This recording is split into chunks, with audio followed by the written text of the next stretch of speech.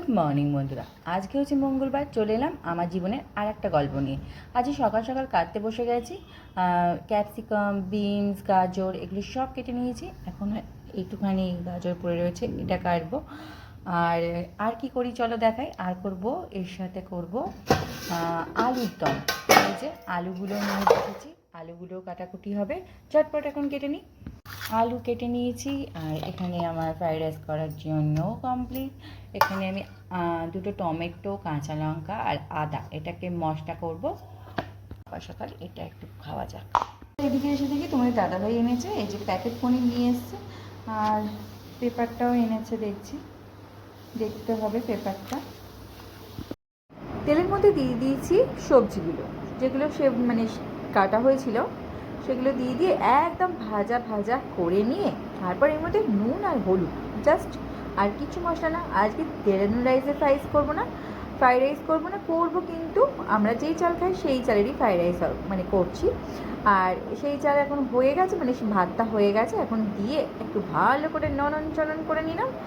আর এই যে এটা খাওয়া হবে। আর তার সাথে করবো আলুটাকে তো আগে টমেটো, চারটে কাঁচা লঙ্কা আর টমেটো, আদা আর বেশ কয়েকটা কাঁচা লঙ্কা আর নুন হলুদ আর আলুগুলো দিয়ে দিয়েছি।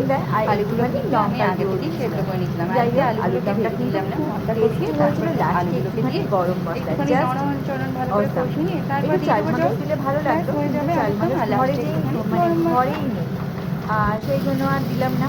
এই যে এখন কিন্তু আমার মশলাটা কষানো হয়ে গেছে, দিলাম জল দিয়ে একটু নরম চরম করে একটুখানি ঢাকা দিতে হবে, ফুটে নামিয়ে দেবো। কেন আলুগুলো সেদ্ধ হয়ে গেছে, সেই জন্য বেশিক্ষণ ফোটাবো না, জলটা একটুখানি শুকনো শুকনো হয়ে গেলে নামিয়ে দেবো, মানে তারপরে নামাবো। এটা কিন্তু রুটি, পরোটা আর ফ্রাইড রাইস সব কিছুর সাথেই ভালো লাগবে, মানে এই আলুর দমটা। কী বলো, আমি ঠিক বললাম তো? আর তার সাথে যদি খিচুড়ি হতো না, কিন্তু আরও ভালো লাগবে। দিলাম খিচুড়ি এখন মানে হবে তারাও তৈরি করা বর্ষাকাল শুরু হলো।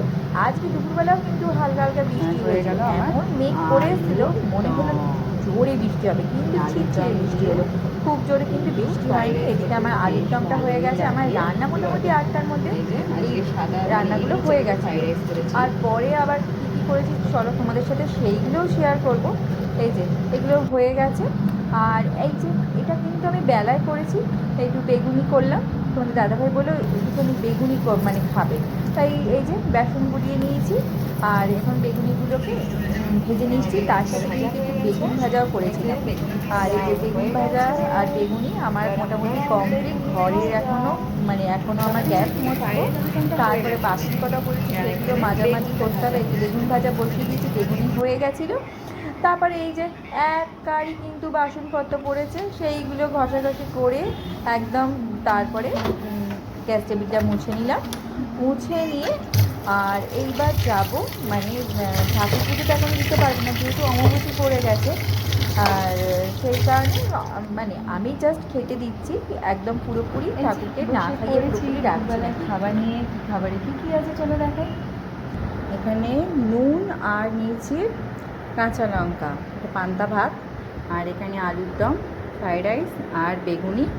আর বেগুনটা নিলাম না, বেগুন ভাজাটা। ক্যামেরাটা সেট করলাম, পান্তাটা খাই। পান্তাটা না কাঁচা লঙ্কা দিয়ে পান্তা খেতে কিন্তু বেশ ভালোই লাগে, তার সাথে বেগুনি।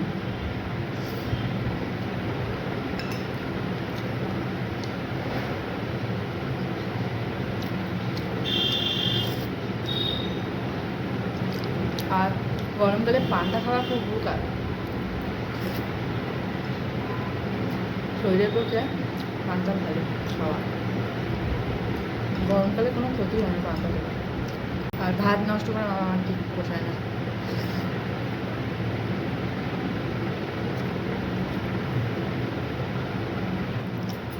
পান্তা খাওয়া ফিনিশ, এবারে রাইসটা খেয়ে।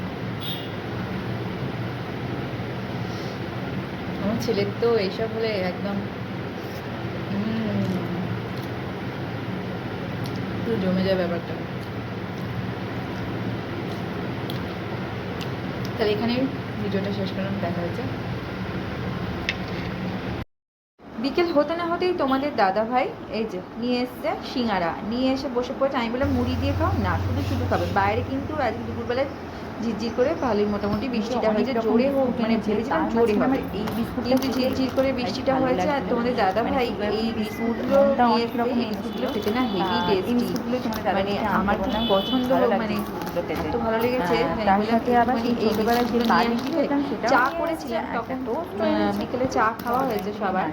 যাই হোক, এখন বিস্কুটগুলো এখন ঢেলে নিচ্ছি। সব শেষ, এই বিস্কুটগুলো কেনা হয়েছে, সব শেষ। এখন এই বিস্কুটগুলো ধীরে ধীরে রাখছি, সব ঢালা হয়ে গেছে। এটার মধ্যে পার্লিজিটাও ঢেলে রাখবো। পার্লিজি এবার এরকম প্যাকিং করা করা, এগুলো একটা তাকে রাখি, একটা বিস্কুট যা, এইগুলো রাখা যাবে না। সমস্যা, কিছু সমস্যা নেই, সব সমস্যার সমাধান। একটা পার্লিজি ঢুকছে না, এটা এর মধ্যে থাক। এই যে অনেকগুলো বিস্কুট আছে, টোস্ট, তারপর ক্রিম কেকার, নোনতা, আমি টোস্ট বলছি, টোস্টগুলো এখন ঢেলে নিই এক এক করে, দিয়ে আবার করতে হবে আজকে পরোটা। একটু পরোটা খাবে সবাই, তাই এখন আবার আটা মাখতে হবে, মেখে পরোটা বানিয়ে নিই। চল, বিস্কুটে একদম ঢুকে গেছে এটার মধ্যে।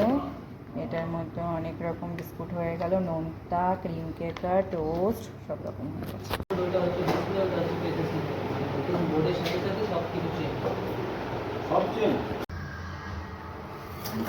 রুটি আর পরোটা, রুটি বানিয়ে ফেললাম।